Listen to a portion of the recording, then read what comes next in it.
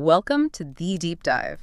Today, we are taking a trip to, well, the most remote and arguably the most mysterious place on Earth, Antarctica. It's a place of contradictions. A huge one. I mean, think about it. It's the largest unpopulated continent on the entire planet. It's bigger than the United States and Mexico put together, and it's covered almost entirely in ice. So logic would tell you it should be a wilderness, a frontier. Yeah.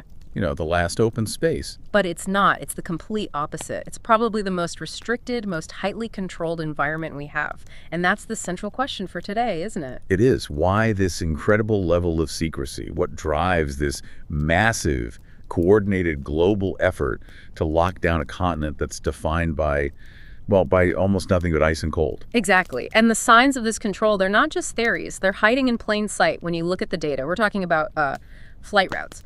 Commercial and military flight routes that just mysteriously bend away from specific coordinates in the middle of the continent. For no apparent reason. For no reason at all.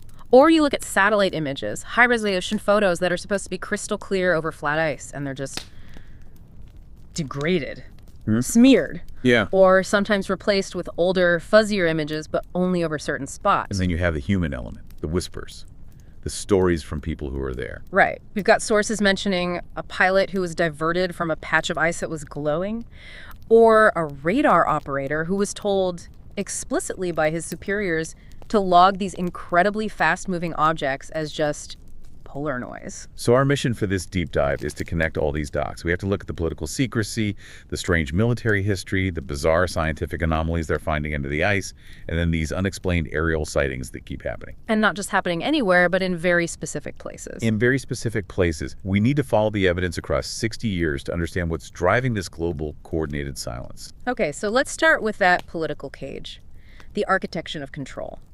The sheer size of Antarctica is, I think, the first thing people need to grasp to understand how absurd the level of control really is. It's fundamental. If you're talking about 14 million square kilometers, it's immense.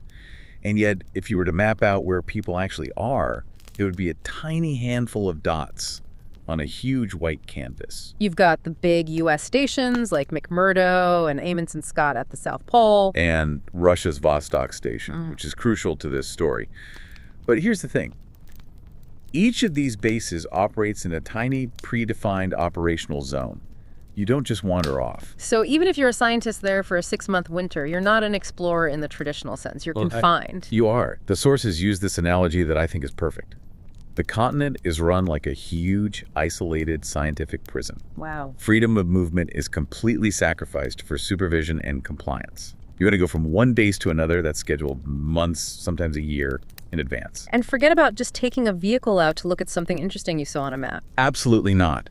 That requires piles of paperwork, multinational approval, and a very, very good reason. It's not just about safety or the harsh weather. I mean, people make independent treks across the Sahara or climb Everest. Right. Antarctica is the exception.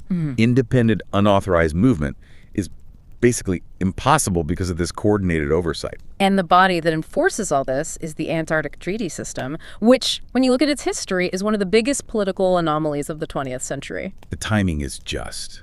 It's mind-boggling. The treaty was signed in 1959. It came into force in 61. You have to remember what was happening then. The Cold War, the absolute peak of hostility between the U.S. and the Soviet Union. They were on the brink of nuclear war. They were fighting proxy wars across the globe, spying on each other, competing in space. They disagreed on literally everything. And yet, when it came to Antarctica, they sat down and reached this incredibly comprehensive agreement with almost no public friction. It's like this one part of the world was declared off limits to their global conflict. they just froze it politically. So what were the key rules that were so important they could bring these two superpowers to the table? There are two main pillars. They're both radical. The first is Article 1. Antarctica shall be used for peaceful purposes only. No military bases. No military bases, no military maneuvers, no weapons testing, and crucially, no nuclear waste disposal. It instantly became the world's only demilitarized, nuclear-free continent in the middle of the arms race. That alone is staggering. It is. But the second part, Article 4, might be even more clever. It deals with territorial claims. Several countries, the UK, Chile, Argentina, a few others, had all claimed slices of the continent. Which is usually a recipe for conflict. Always. But the treaty didn't dismiss their claims. It didn't resolve them. It just froze them indefinitely. It says you can't enforce your claim, you can't expand it, and no new claims can be made. It's a state of permanent political suspension. But there's a big problem here, isn't there? The continent is believed to hold massive natural resources. Why would all these countries agree to just not even look? And that is the absolute core of the mystery, especially when you bring in the Madrid Protocol, which was added in 1991. This is the environmental part? Right. On the surface, it sounds great. It designates Antarctica as a natural reserve devoted to peace and science, and then it drops the bombshell. Prohibits all mineral resource activities. No mining, no drilling for oil or gas. Until when? Until at least 2048. And here's why that's so weird. We have very strong indications of what's there. Huge oil and gas fields offshore, one of the world's largest coal fields, and, critically for modern technology, massive deposits of rare earth elements. So why ban exploitation before you've even fully explored and mapped what you have? That's the opposite of how humanity operates everywhere else. Everywhere else. In the Arctic, it's a mad rush to claim and drill. Deep sea mining, same thing. You explore first, then you regulate. Here, they regulated it first. They put up a giant do not touch sign on a potential treasure chest before anyone had a chance to look inside. It's like the cost of not agreeing, the cost of letting someone get a foothold was considered too high by everyone involved. Something made them decide that stability and control were more important than any potential economic gain. And that control is maintained through a very, very clever loophole about the military. The Peaceful Purposes Clause. Exactly. Military bases are banned. Yeah. But using military personnel and equipment for logistics and support, that's perfectly fine. So who flies the planes and runs the big supply ships? The U.S. Navy, the Russian military, Right. the Royal Air Force. They run the entire logistical backbone of the continent. So you have this very thin line between a logistics team and a standing military presence. It's a presence without being a base. Precisely. And it creates an information hierarchy. The nations with the big year-round stations, the U.S., Russia, the U.K., they're the ones making the real decisions. They have the veto power. They control the flow of information coming off the ice. Which includes controlling the technology, the tools you use to see what's down there. Right. You have all this advanced ground-penetrating radar, sophisticated surveillance arrays, but the full technical capabilities are rarely made public. The data that gets released is often curated, vague. The line between pure science and intelligence gathering gets very, very blurry down there. So to understand why they felt this lockdown was so necessary in '59, we have to rewind about a decade to the last time a military force went to Antarctica with basically no restrictions. Operation High Jump, 1946. An operation that is just defined by its strangeness. First off, the scale of it. It's unprecedented. Yeah. To this day, it's the largest military expedition to Antarctica in history. We were talking about Task Force 68. Almost 5,000 The whole fleet. A whole fleet. Dozens of aircraft, destroyers, support vessels, and the centerpiece. The aircraft carrier USS Philippine Sea. And the speed of it all. It was thrown together in just a few months. That's not normal for something this complex. Not at all. It suggests a powerful sense of urgency. Almost. Panic. The official story was that it was a training mission, to test men and equipment in extreme cold. But you don't send an aircraft carrier to Antarctica for a training exercise. That's a projection of force. It is. The man in charge was Admiral Richard Byrd, a polar exploration legend. Even his private letters from the time suggest he felt it was rushed. They were equipped for a long stay, maybe a year or more. But they didn't stay that long. No. The mission was supposed to run through the Antarctic winter into 1948. Instead, they pulled out abruptly in February 1947, after just a few months. And the official reason? Worsening weather, mechanical failures, things that are, to be fair, entirely plausible in Antarctica. But the abruptness of the withdrawal for a mission of that strategic importance still raises a lot of questions. But the real legacy of High Jump, the thing that echoes down through the decades, isn't the mission itself. It's what Admiral Byrd said when he got back. This is the bombshell. He gave an interview to a Chilean newspaper, El Mercurio, in March of '47. And in it, he's quoted giving this stark warning. This is the famous quote about pole-to-pole aircraft. Yes. He described an urgent need for the United States to prepare a defense against hostile aircraft that were capable of flying from pole to pole at extremely high speeds. I mean, in 1947, that science fiction, the jet age was just beginning. No one had technology like that. No one. Not the Soviets, not the U.S. Yeah. No, we have to be careful. It's a translation from a foreign paper. But the core idea, this warning of a new and severe threat coming from the polar regions, was consistent in multiple reports about his return. It was completely out of character for a high-ranking military officer. It suggests they saw something that scared them. It certainly suggests that the pole was no longer just an empty space on the map. It was now a strategic vulnerability. And the official records of the mission, they're not much help. Because they're full of holes. Full of holes. Multiple flight logs, especially from the deep reconnaissance missions over the interior, are either heavily redacted or just missing entirely. The silence around what they actually observed is deafening. So the theory is, whatever they encountered during high jump, it directly led to the decision to lock the continent down with the Antarctic Treaty a decade later. It's the most logical connection. High jump was the last gasp of uncontrolled military exploration. Whatever they found, whatever they feared, it convinced the world's powers that it was better to seal the continent off under a pact of mutual secrecy than to risk one nation getting control of whatever is there. So politics seals the surface, but then modern science starts to peel back the layers, and what's under all that ice is, well, it's not what anyone expected. Not at all. And the first thing you have to appreciate is that ice sheet itself. It's the ultimate security blanket. In some areas, it's over 4,000 meters thick. 4 kilometers, 2.5 miles of solid ice. Which means the landscape underneath has been perfectly preserved, sealed away from the world for, in some cases, millions of years. Before we had powerful ice-penetrating radar, what was under there was a complete mystery. And the first major discovery was that there are entire mountain ranges down there. Massive ones. The Gamburtsev Mountains, right under the East Antarctic ice sheet. But here's the strange part. Geologically, they shouldn't look the way they do. How so? They're ancient. But the radar shows peaks as sharp and jagged as the Alps. Any mountain range that old, buried under the immense pressure of a glacier for millions of years, should have been ground down into smooth, rolling hills. But they're not. They're preserved. Unusually so. Yeah. It defies our models of subglacial erosion. And it's not just mountains. The radar is kicking up other shapes that are harder to explain. These long, smooth cavities. Yes. Tunnels, almost. Some of them stretch for kilometers. And while some are probably natural meltwater channels, others have this strange uniformity. Consistent heights, perfectly rounded walls. They don't look like the chaotic patterns of natural erosion. They look engineered. And then there's the giant anomaly under Wilkes Land. That is one of the biggest signatures on the continent. It's a massive gravity anomaly, hundreds of miles across. It looks a lot like a gigantic impact crater. An asteroid strike. Possibly. A huge one.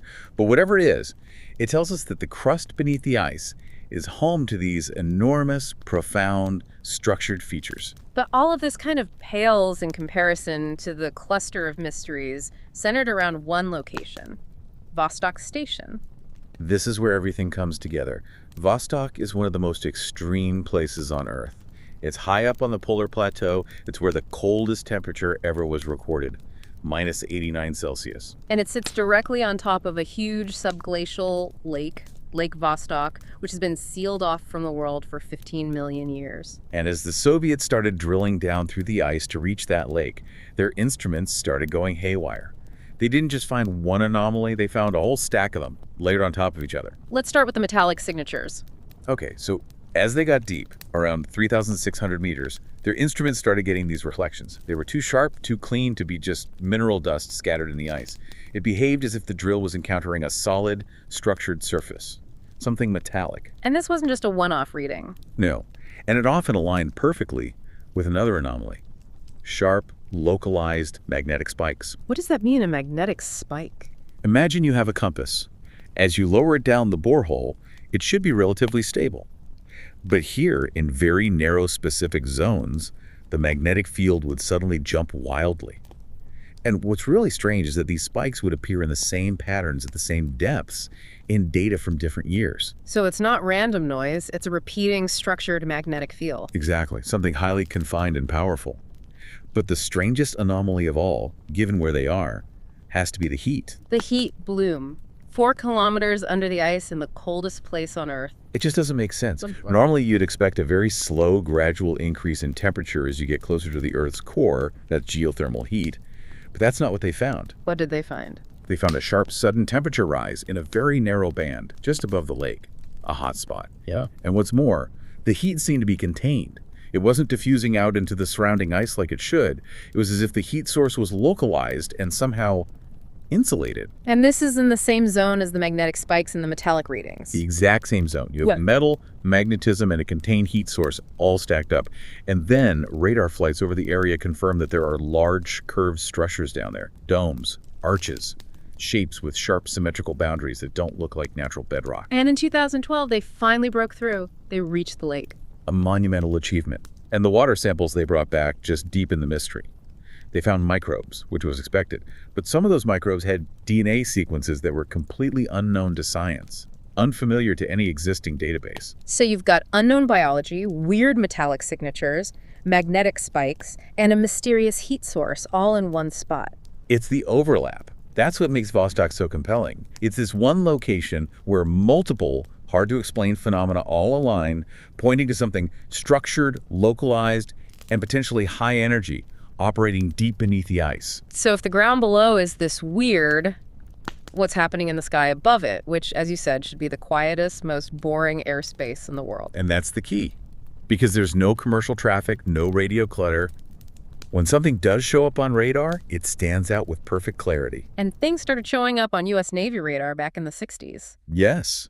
Faint high-altitude tracks. And the term they consistently used to describe them was non-ballistic.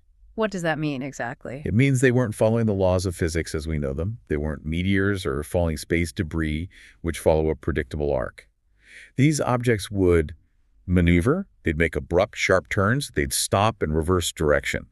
Things that are aerodynamically impossible at the speeds they were traveling. And this wasn't just in Antarctica. There were sightings far away that seemed to be connected, right? Like the Kura trajectory? That was a famous case in 1979 over New Zealand.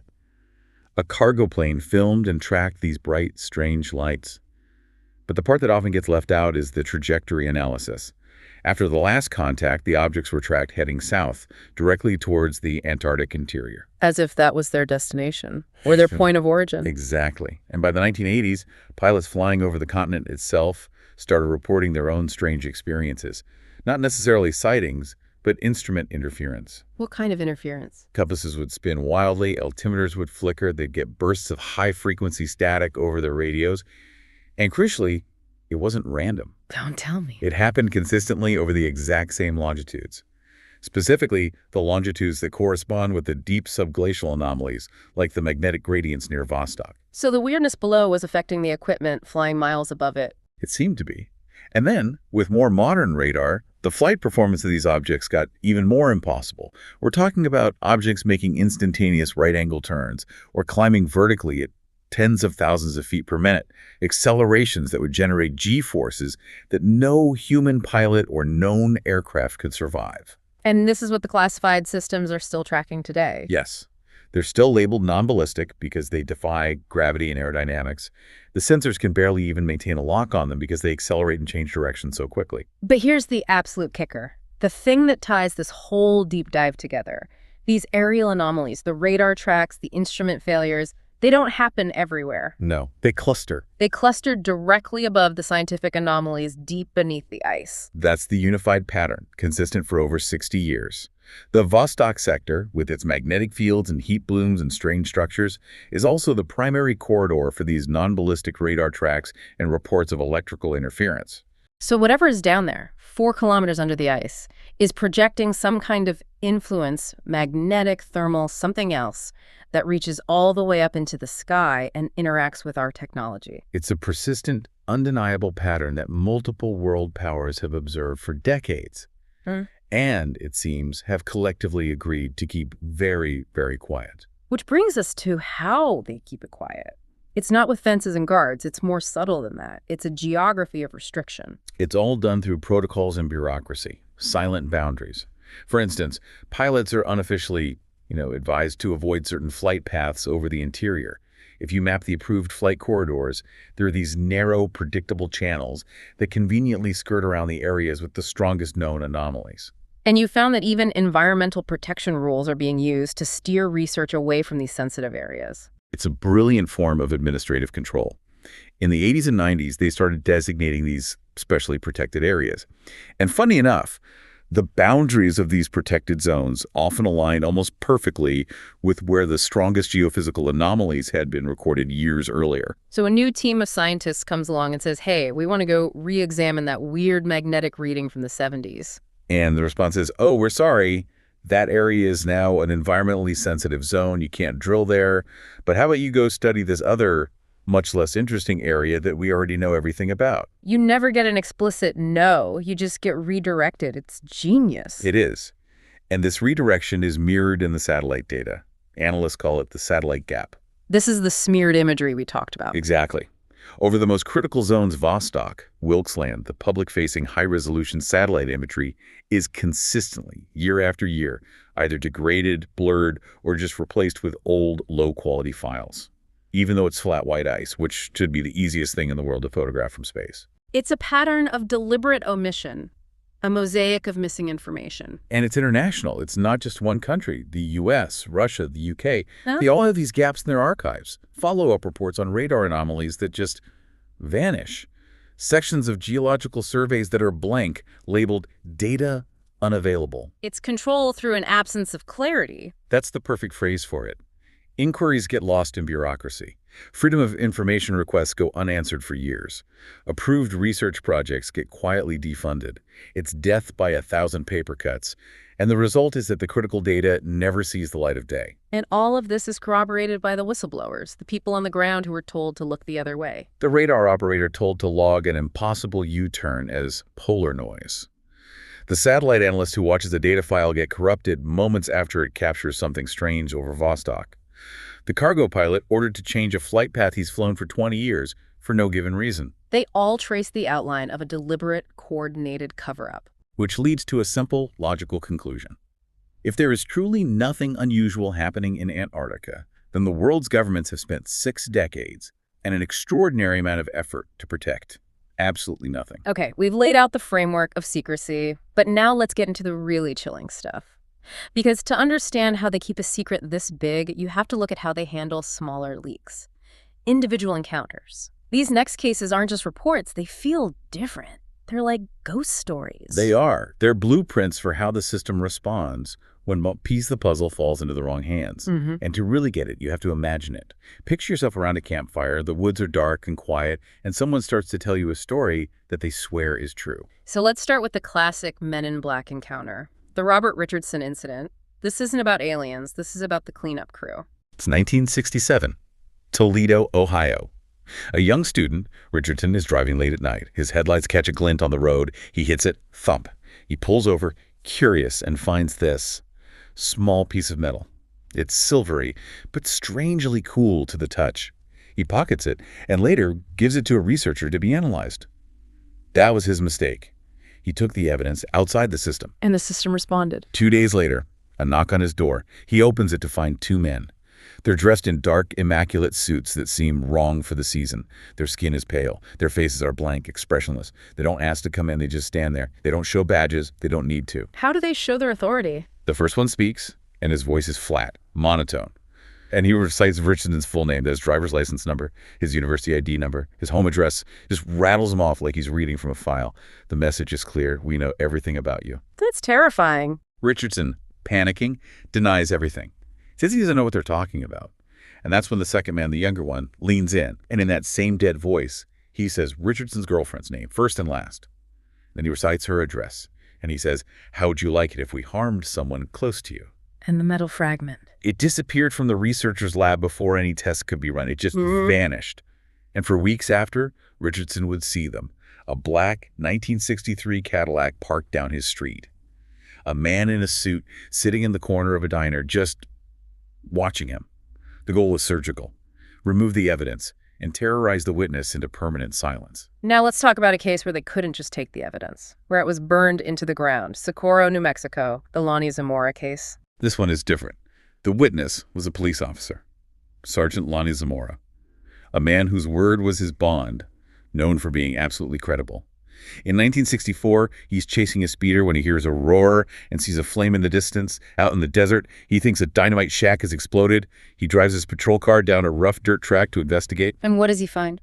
He comes over a small hill, and there it is, down in a ravine, a craft. It's smooth, metallic, shaped like an egg, and it's resting on 4 thin, spindly legs. And next to it, he sees 2 figures. They're small, like children, dressed in white coveralls. They see him, seem startled, and scramble back inside the craft. He's just feet away from it. So close he can see an insignia on its side, a red symbol.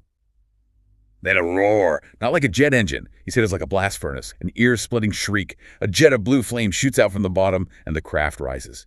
It lifts straight up, hovers for a second, then shoots away impossibly fast. The silence that rushes in after is absolute. And it left traces. That's the key. When his backup arrived minutes later, the evidence was undeniable. 4 symmetrical indentations in the dirt where the landing legs had been. The brush in the middle is still smoldering, scorched black. A rock was partially melted. Project Blue Book, the Air Force, they were there within hours. They tested everything. The lab confirmed it.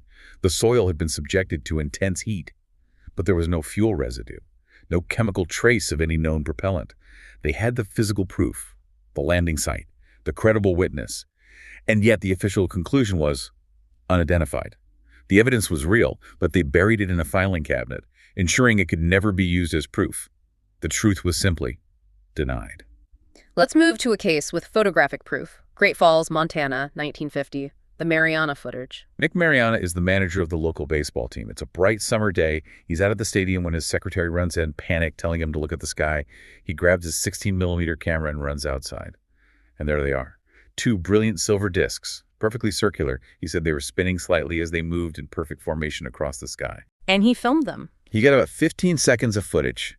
Clear daylight film. You can see the discs moving against the backdrop of a water tower. It's some of the best UFO footage ever captured. So what happened to the film? The Air Force shows up. They ask to see it. They tell him it's their duty to analyze it. He hands it over, reluctantly. When he gets it back, it's shorter. The best frames, the clearest shots of the 2 discs are just gone, spliced out. They confiscated the best evidence. They did. But even with what was left, photographic experts analyzed it for years. They ruled out birds, reflections, everything. The objects maintained perfect separation, moving like they were physically connected. They were under intelligent control.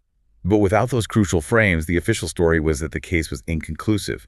The data was surgically removed. Let's go to the coast. Shag Harbor, Nova Scotia, 1967. This isn't a UFO, it's a USO, an unidentified submerged object. This story starts with a dozen different people, all over the same small fishing village, seeing the same thing.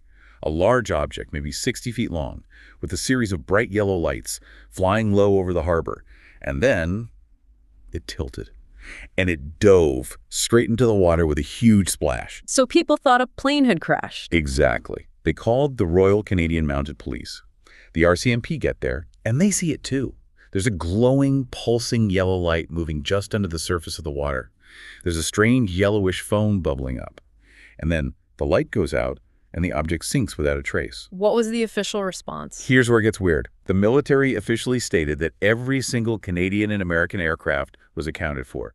Nothing was missing. It was a non-event. Nothing crashed. Yeah. And yet, the next day, a fleet of Royal Canadian Navy ships and divers showed up and conducted a massive 3-day search of the harbor floor. They mobilized the military for a non-event. Yes. And later research uncovered something even stranger. Unconfirmed reports from naval sources suggested that the object hadn't crashed. It had traveled underwater, followed the coastline for miles, and was tracked near Shelburne, which just happened to be the location of a top-secret U.S. submarine detection base.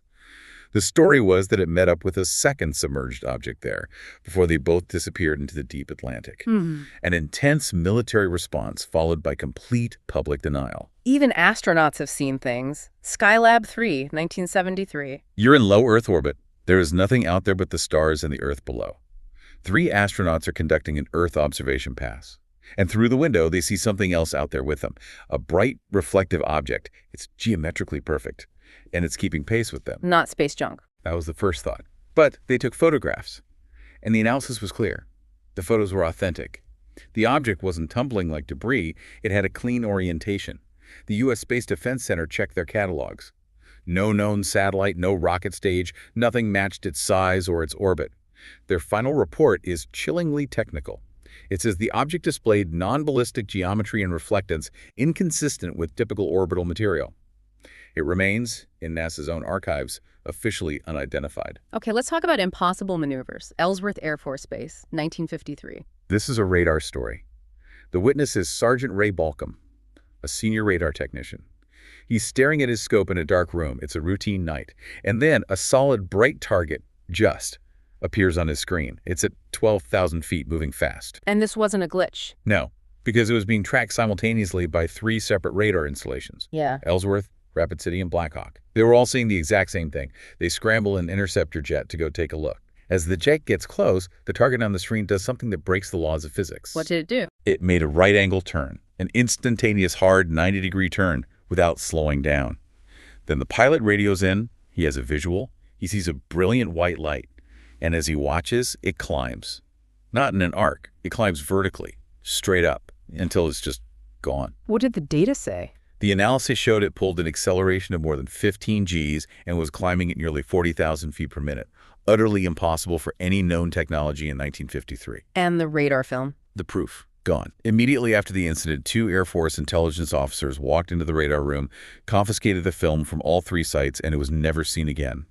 The objective triplicate data was immediately and permanently removed from the record. One last one. This one is small scale, but so strange. Kira, Japan, 1972.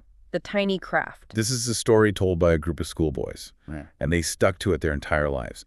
They're playing in a rice paddy after school, and they see this thing darting around. It's a small, metallic, dome-shaped craft. They said it was no larger than a soup bowl. A miniature UFO. Exactly. It spun, it hovered low to the ground, and it seemed to be intelligent. One of the boys said, it was like it was teasing us. It would dart away when they got close, as if it knew their intentions. Finally, one of the boys manages to trap it. He throws his satchel over it. He caught it! For a second. He said he felt it jerk and thrash inside the bag, proving it had physical mass. Yeah. But then it just slipped out from under the bag and shot away into the sky. Yeah. It wasn't a hallucination. It wasn't a fantasy. It was a tangible, interactive, miniature machine that demonstrated intelligent, self-propelled flight. And the boy's testimony, consistent for decades, resisted every attempt to dismiss it as just a child's game. So we've seen the geopolitics, the hidden science, the aerial phenomena, and now the mechanisms of suppression. Let's try to bring this all together. It's a clear, consistent pattern when you lay it all out. You start with this moment of military shock operation high jump, which leads directly to a new era of rigid political control with the Antarctic Treaty. Then, deep beneath that political shield, our own science starts detecting things that shouldn't be there. Massive, uniform structures. Strange, localized energy signatures, all clustered together at Vostok. And then, directly above those same clusters, the sky is filled with phenomena that defy our understanding of physics. These non-ballistic objects, this instrument interference. The stuff on the ground and the stuff in the air are connected. The conclusion from the sources seems unavoidable. The world's powers came together to manage this continent through silence and restriction, not because it's empty, but because it's hiding something that seems to transcend national boundaries and our current level of technology. The secrecy is just too consistent. The diversions are too predictable. The missing data is too concentrated over the same spots to be a coincidence. And the global cases we just discussed show the playbook. Evidence removal, data confiscation, administrative denial. This is how they operate when a piece of the truth gets out. So the big takeaway from this deep dive, so what? The so what is that the biggest secret isn't a specific object or a single crashed ship. It's the pattern of coordinated multi-decade secrecy itself. If there's nothing strategically vital under the ice, why have the most powerful, resource-hungry nations on Earth spent 60 years systematically classifying the absence of information? Why would they sacrifice potentially trillions of dollars in resources? The only logical answer is that they found something or saw something so profound that it required an immediate, collective, and silent agreement to just keep the lid on the continent in silence. Which brings us to our final provocative thought. The rules of the Antarctic Treaty are up for review in 2048. The mining ban could be lifted. Several major powers are already signaling they want to revisit that. So what happens then? Does the Cold War that we froze 60 years ago finally thaw, leading to a mad scramble for whatever is down there? Or do they look at the enduring nature of the anomaly, at the phenomena that are still being tracked, and decide to double down, to strengthen the secrecy, to lock it down even tighter, to protect the rest of us from whatever secrets the ice still holds? We will leave that question hanging in the cold polar air for you to think about. Thank you for joining us on the Deep Dive.